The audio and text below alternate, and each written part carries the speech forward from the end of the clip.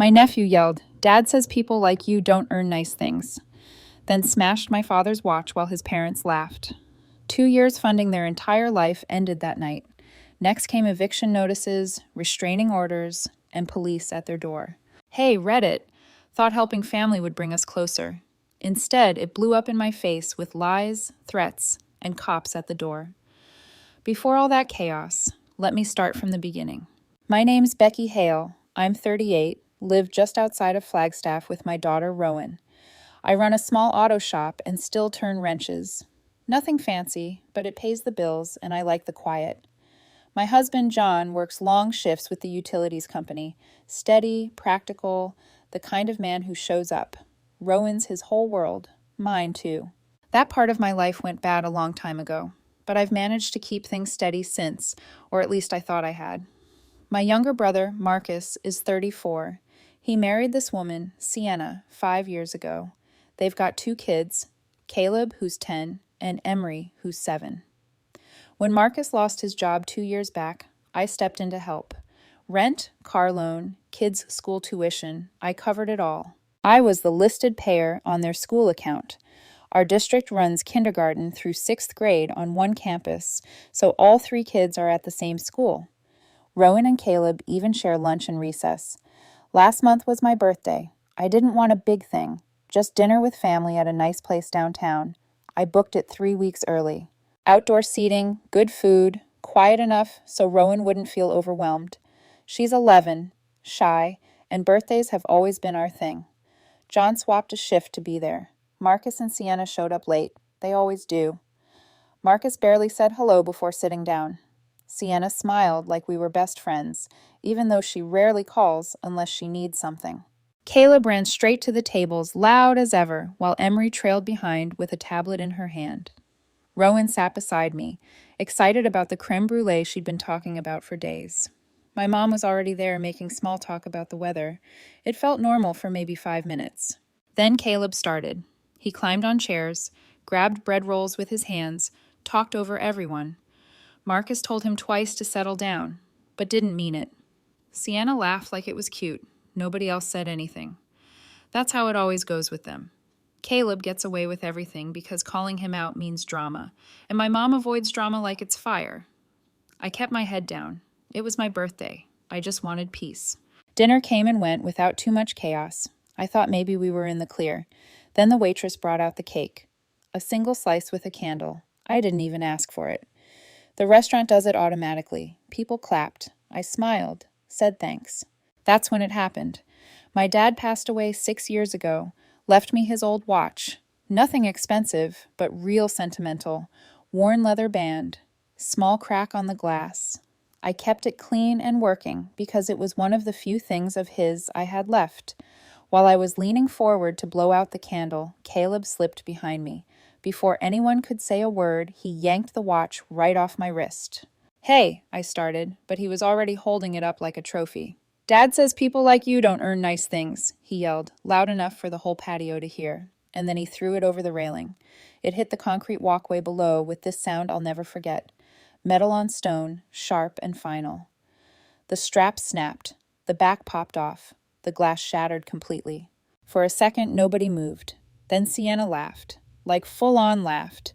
Tears in her eyes kind of laugh. Marcus smirked but didn't say a word. Rowan froze in her seat, eyes wide. John's hand tightened around his water glass. My mom muttered something about boys being boys. I didn't yell, didn't make a scene. I just stood up, grabbed my jacket, told Rowan and John we were leaving, paid the bill on the way out. Nobody stopped us. Nobody apologized. I picked up what was left of the watch on the sidewalk. The strap was in 2 pieces. The back plate was bent. It was done for. Rowan didn't say anything in the car. She just held the box with the leftover cake on her lap. John kept his eyes on the road, jaw set. At home, I put the watch in a drawer, sat there for a minute, staring at the wall.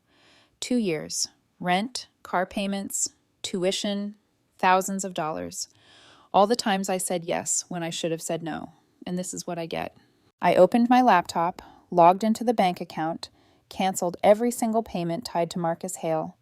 Rent gone, car loan gone, school tuition gone. Somewhere along the line, the car auto pay had failed 2 months back. I hadn't caught it until now. Not a word to anybody. That night, I didn't answer the phone. Marcus called twice. Sienna texted some fake sweet, thanks for dinner message like nothing happened. They had no idea what was coming. By morning, the first text came in from Marcus. No, good morning. No. Hey, what happened last night? Just, car's gone. Did you cancel something? I didn't reply. Looks like the loan had already hit active repo status. Canceling my auto pay just meant the repo truck came the next morning. I let it sit. He called twice, straight to voicemail. By noon, Sienna texted me. Fake sweet, like always. Hey, Becky, did you forget the car loan this month? No biggie, just wondering. I didn't answer her either. By dinner time, Mom called. She didn't even say hi before asking, Becky, did you change something with Marcus's car payment?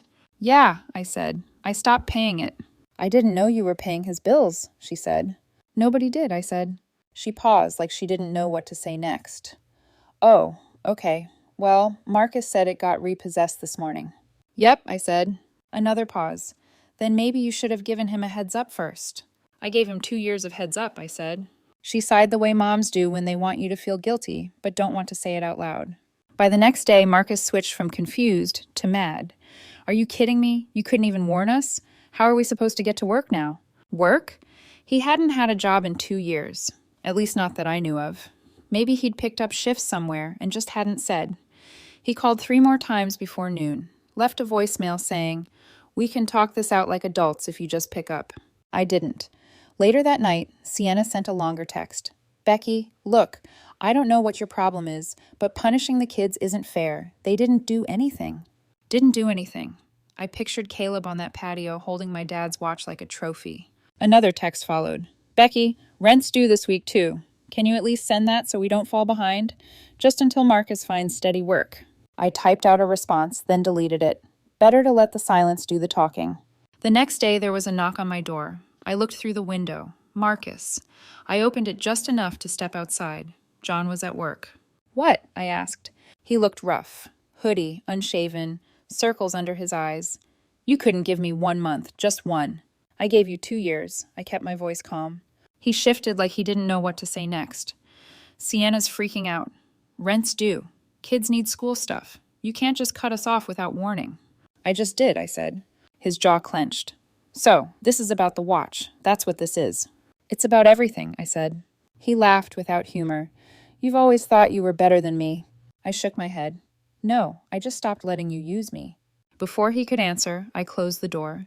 He stood there another minute, then left without knocking again. That night, Rowan sat at the table doing homework. She looked up once and asked, Are Uncle Marcus and Aunt Sienna mad at us? They're mad at me, not you, I said. She hesitated, then said, Caleb told some kids at school that we're broke now, that you can't pay for stuff anymore. I stopped what I was doing. When did he say that? Today at recess. She looked down at her paper. He said his mom told him you're selfish. I clenched my jaw but kept my voice even. Don't listen to him. She nodded but didn't look convinced. 2 days later, Marcus sent a picture of Caleb holding a piece of paper with SORY written in blue crayon. He feels bad about the watch. Can we put this behind us? No mention of Sienna laughing. No mention of Caleb yelling in front of the whole patio. I didn't answer. By the weekend, Marcus sent another text. Landlord says rent's late. You know we can't cover this place without your help. You really going to let your niece and nephew get kicked out? Still no apology, just guilt. That same night, Sienna posted on Facebook. Some people love to act generous until times get tough. Then they show their true colors. People started asking questions in the comments. Sienna ignored them. More missed calls, more be a family texts, more vague booking. I saved everything. Monday morning, Rowan didn't want to go to school. She said she had a stomach ache, but she looked fine. I asked her what was really wrong. After a little pushing, she admitted. Caleb shoved her backpack off the bench at lunch and called her a crybaby when she told him to stop. I drove her anyway, but my hands were tight on the wheel the whole way. By lunchtime, I was getting texts from Marcus again. Marcus, why'd you tell Rowan to be rude to Caleb at school? He says she cursed at him. That's not okay. I ignored it. That evening, Rowan told me Caleb had kicked her soccer ball over the fence after school and laughed when she had to ask the teacher to get it. I sent one text to Marcus. Me, tell your kid to leave Rowan alone. No answer. The next day, there was a long scratch down the side of my truck, not a random ding. This went from the front headlight to the tailgate in one slow line. A few feet below it, someone had written the word JERK in the dust on my rear bumper.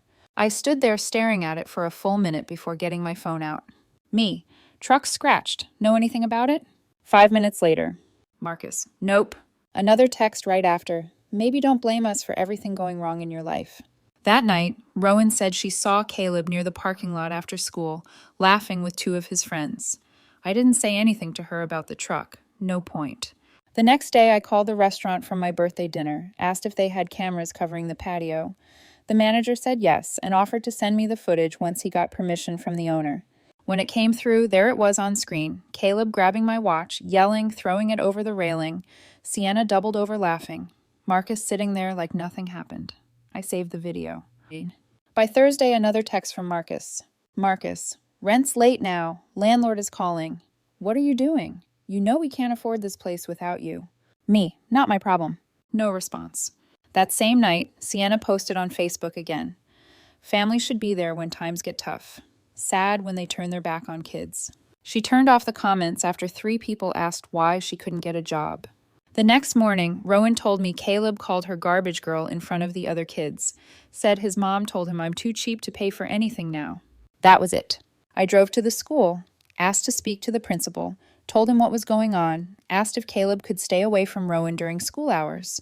The principal said they'd keep an eye on things. Not a formal no contact. Saturday morning, I walked outside and found the driver's side window of my truck cracked in a star shape, like someone had hit it with a key or rock. I called Mom, told her everything, the bullying, the scratches, the window, the video. She just sighed and said, maybe I should talk to Marcus before things get worse. Things are already worse, I said and hung up.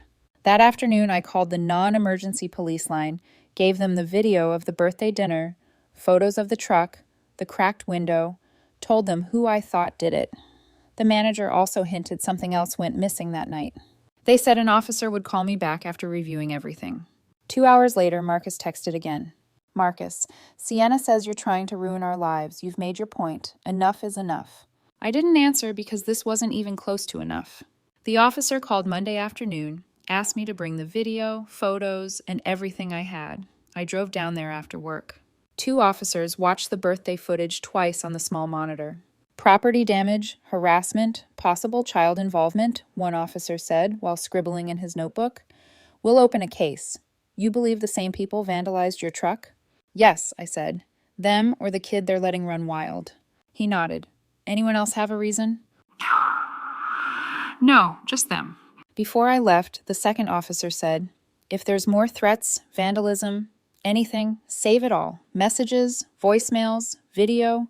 The more you have, the cleaner the case. I nodded and walked out, holding the USB drive like it weighed 100 pounds. That evening, Marcus sent the first text.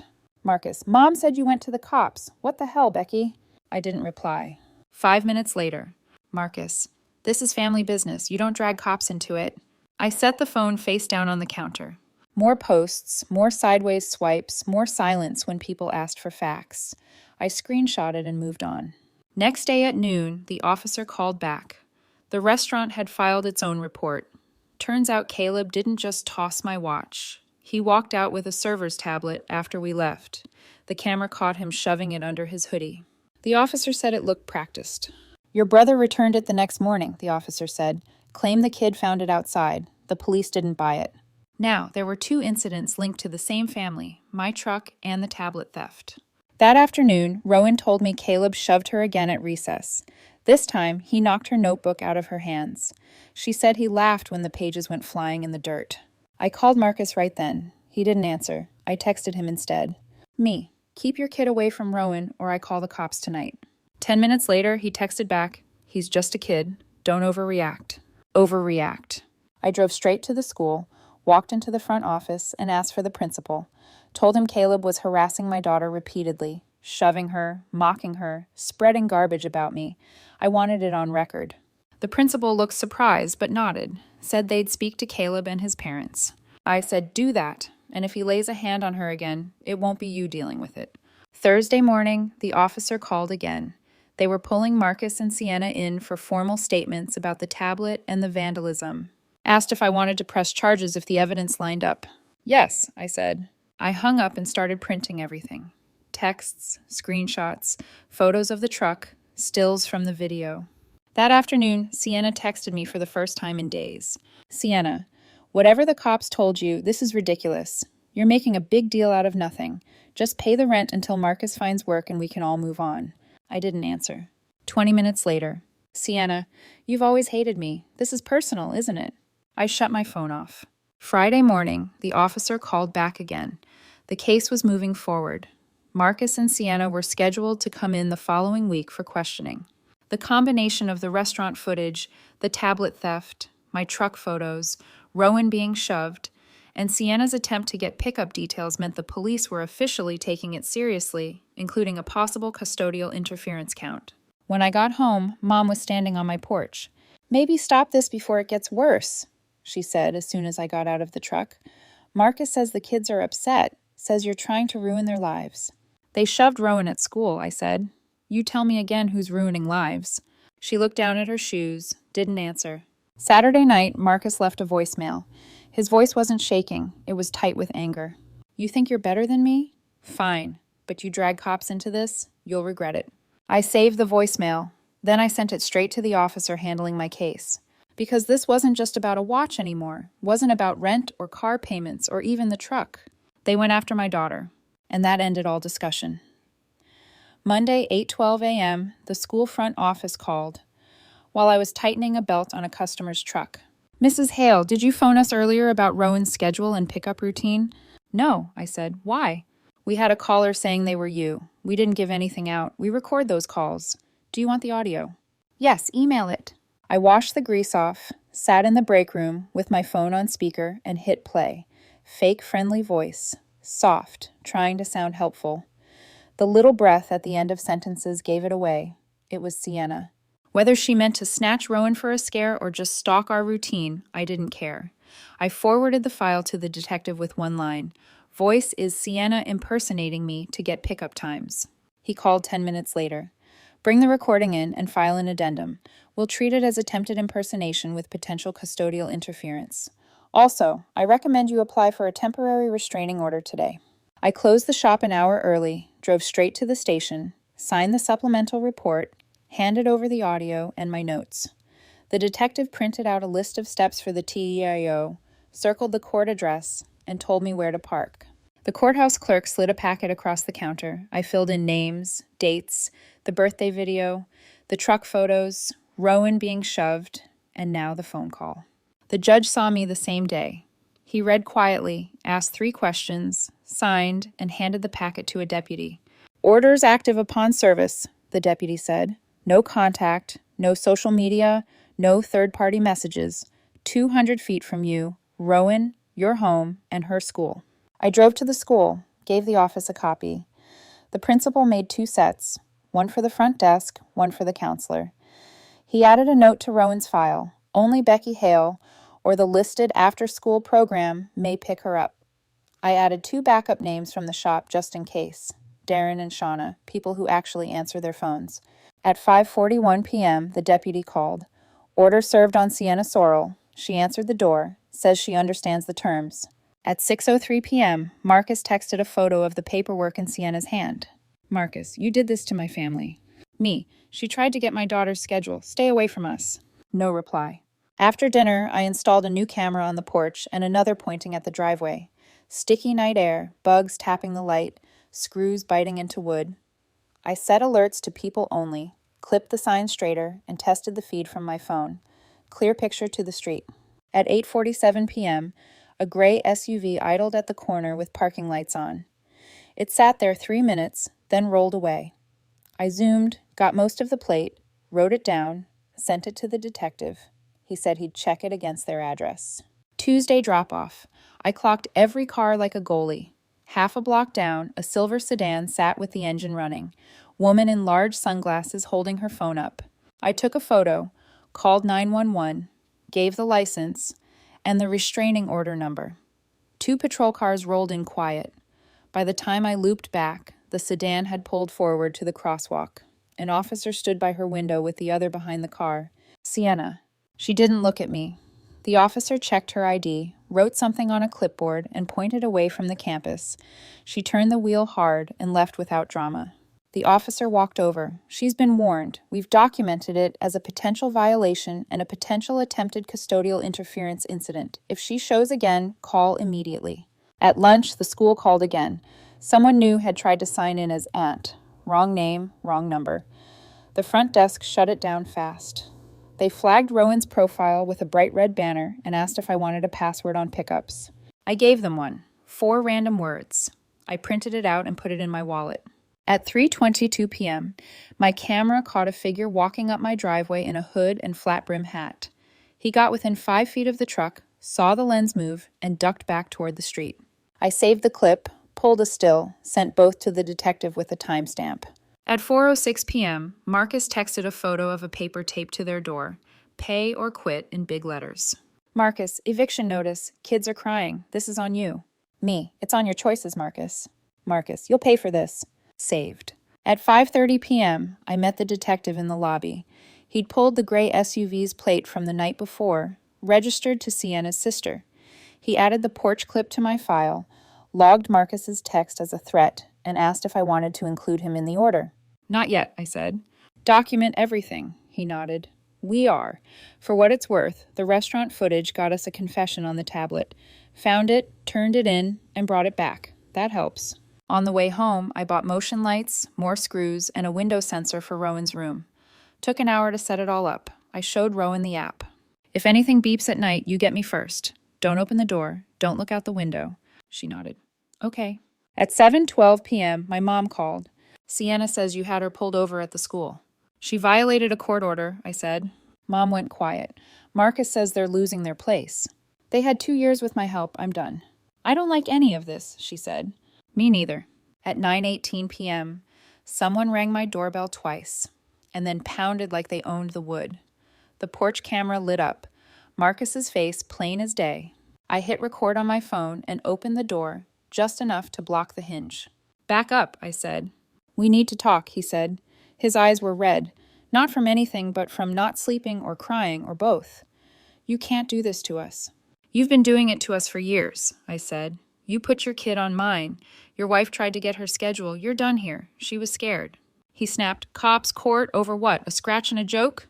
That joke was my father's watch, I said. The scratch was my truck. The shove was my child. Back up. He leaned on the frame like he might push. I held his stare. He blinked first. I didn't touch your girl, he said.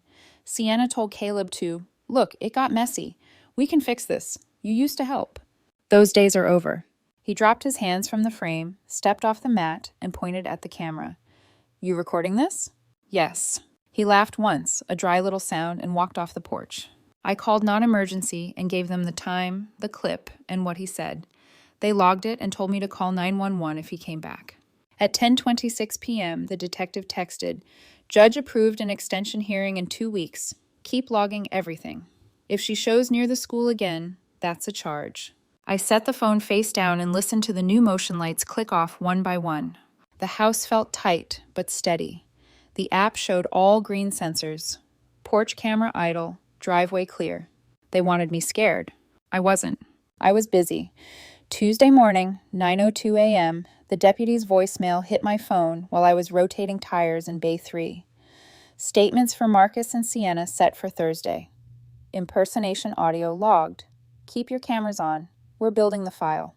By noon, the landlord taped another notice on their door. Darren texted me a photo. 5 days to pay or vacate. At 1 p.m., the private school emailed about account compliance. Marcus rolled up at the shop at 2:30. I met him outside the bay so my guys could keep working. He had the pay or quit notice folded in his fist. You win, he said. Happy? Turn the engine off, I said, and back up. He clicked the key, stepped once. The letter shook. Eviction process starts next week. School locked our portal. They're pulling the kids until we catch up. Is that what you wanted? I wanted you to act right, I said. You could have warned me. Instead, you turned this into court dates and cops. You turned it when your kid ripped a watch off my wrist and your wife tried to get my daughter's schedule. He stepped closer. Darren stood in the doorway, phone ready. Marcus lowered his voice. Sienna's upset. She just wanted you to feel what it's like when someone takes something from you. Thanks for confirming, I said. Now hear me. Keep Sienna and Caleb away from Rowan. Stay off my porch. Don't call the school. Don't send cousins. Don't run messages through Mom. Stop, or I add you to the order. He smirked. You don't have an order on me yet. He flicked the letter at my chest. I didn't take it. It bounced and fell. You'll throw family away over a watch and a late bill? That watch was Dad's. Those late bills were 2 years of my money. Pick up your paper. He left it. Tell your girl to stop telling teachers lies about Caleb. I took one step. Don't say her name again. Smile for the camera, Darren said. Marcus eyed the phone, then me. He took 2 slow steps back, turned, and got in the car. This ends when you stop, he said through the window. No, I said. It ends when you do. He drove off. At 4 p.m., the detective called. Quick update. Restaurant kid admitted the tablet. We're pulling Sienna's phone records on the impersonation and logging your porch clip with the SUV plate for your truck. We're trying for prints near the gas cap. Keep saving everything. Pick up next morning. I parked in front of the office doors. Rowan came out with the counselor. The counselor read me the pickup password. We matched it.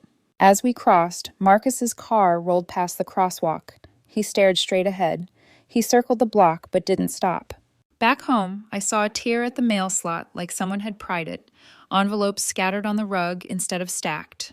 Nothing missing. I still photographed everything and slid the prints into the folder.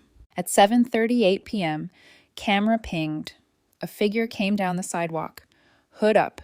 He stopped at the curb, looked at the lens, and pulled the hood back. Marcus. He held his palms out like he was harmless. I opened the door with the chain on. Leave, I said. Sienna's court date is set, he said. They're saying impersonation, harassment, property stuff. We can't do this. The kids cry every night. Stop dragging them through it. You did this. He said, you and your pride. My pride didn't key my truck or shove a 6th grader. She's sorry about the call. She's sorry she got caught. Plain ask then, he said. Help with rent and tuition for 2 months. We move somewhere cheaper. I'll get day work. We get off your back. Clean slate.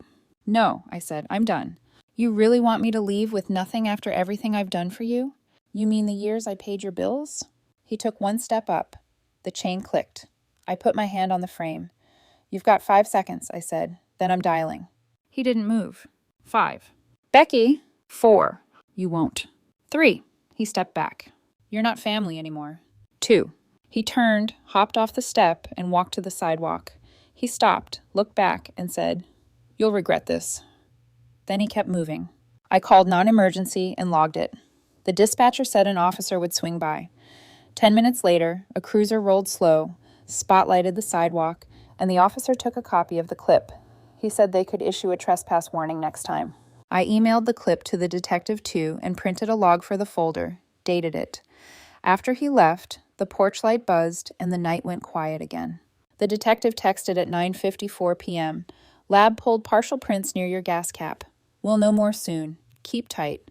I locked the door, checked the sensors, and watched the camera feed settle back to still. By the end of the week, the detective called before sunrise. Forensics said the partials from my truck's gas cap were consistent with Sienna. They'd verify once they had fresh prints. That was enough for probable cause. Between the impersonation call, the restaurant footage, the tablet admission, and destruction of property, the file was thick. A judge signed the warrant before close of business. At 9:14 a.m., a deputy knocked with the signed paperwork. Charges listed criminal damage and attempted impersonation tied to a minor's school. The detective said they were reviewing custodial interference. He asked if I wanted to be informed when they picked her up. Yes, I said. By 11:20, a text from Darren at the shop. Cops just left Marcus's place. Took Sienna. Quiet. Kids stayed inside. Half an hour later, Marcus blew up my phone. 5 calls, 3 voicemails, all ignored. Then 1 text. You proud of yourself? I saved it. At 2, the school counselor called per the detective's notice to the district. The front office had been told about the arrest and would keep extra eyes on Rowan at dismissal in case anyone tried something stupid. I thanked her and drove to the school anyway. Sat where the cameras could see me. Engine running. Marcus's car didn't show. Friday morning, the detective called again.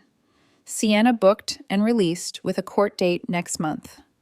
After booking, the lab confirmed the partial prints from my gas cap matched Sienna. Probable fines? Maybe probation. He said charges against Marcus were under review for possible conspiracy if they could tie him to the vandalism or threats. He asked if I wanted a protective order added on Marcus now that Sienna's was active. Yes, I said, same terms. They served me at work. Protective order, same as hers. Marcus texted, "Can't even come near you now. You happy?" I didn't answer. Saturday, my mom called. She didn't ask how I was. She asked if it was true Marcus and Sienna had to be out by next week, that the school dropped the kids from the roster until tuition cleared. I told her I hadn't asked and didn't care. "They're moving in with Sienna's sister," she said, like that meant anything to me. Sunday night, Marcus showed up one last time. Porch camera caught him pacing at the sidewalk, looking at the windows like he wasn't sure what he came to say. I stepped outside far enough the camera saw both of us. "You win," he said finally. His voice was flat, like the fight leaked out of him. "This wasn't about winning," I said. "She's scared, Becky. Court date, eviction, school calling about transfers. She says you wanted to ruin us." "You ruined yourselves," I said. He shoved his hands in his hoodie pocket. "We were family. You stopped acting like it the second you let your kid lay hands on mine." "She told him to," he said quietly. "She said, make you feel small." "You stayed and let it happen," I said. He didn't deny it. "You've got the order now," I said. "Next time you show up here, I call the cops before you hit the porch." His jaw shifted, but he didn't move closer. He just said, "Kids don't understand any of this. They'll figure it out. They'll know who burned the bridge." He turned without another word, walked back to the sidewalk, and kept going until the camera lost him in the dark. Tuesday. The detective emailed me the case summary for my records. Restraining orders active, court dates set, evidence logged, texts, videos, photos, voicemails, police reports, school statements. He said the DA was reviewing everything for potential stacking, including attempted custodial interference since the impersonation involved a minor's information.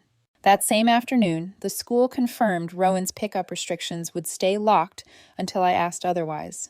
Password system active. Cameras at the gate flagged on my phone whenever a car idled too long.